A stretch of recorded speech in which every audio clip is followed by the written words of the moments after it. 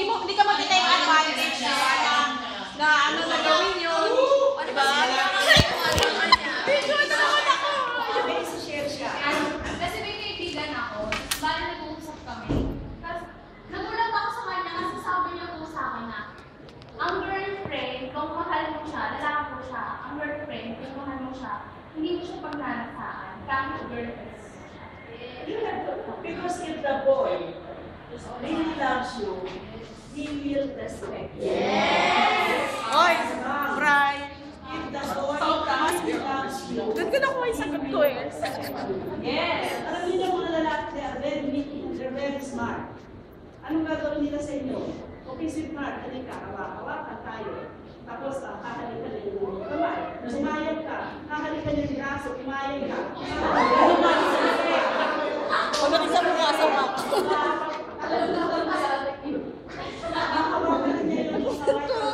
Manyak talaga eh. So, it means from that very act, he doesn't love you and he doesn't, because he does not respect. Yes! Tama.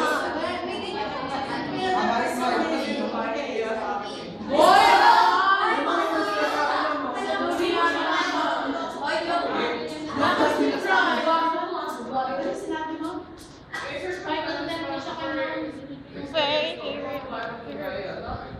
Kasi pinagbigyan mo.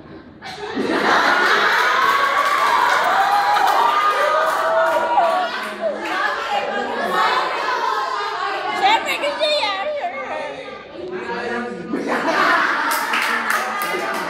Blessing yun eh. Blessing daw. Kasi pinagbigyan niya. So, wala niya. Pero kasi ate manyak eh. Paano yan kung hindi ko makahanap sa'yo? So, ano pa ba?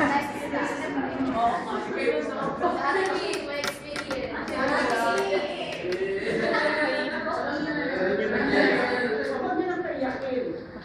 Kasi you learn from your mistakes. Experience is the best teacher.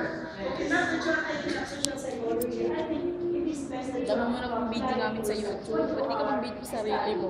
Ako? It's not bad to fall in love. It's not bad. Video na yan. There are variations. There are Kaya barriers. ako 1 second after sa doon ako lagi na-upload na mga video, yung mga ano.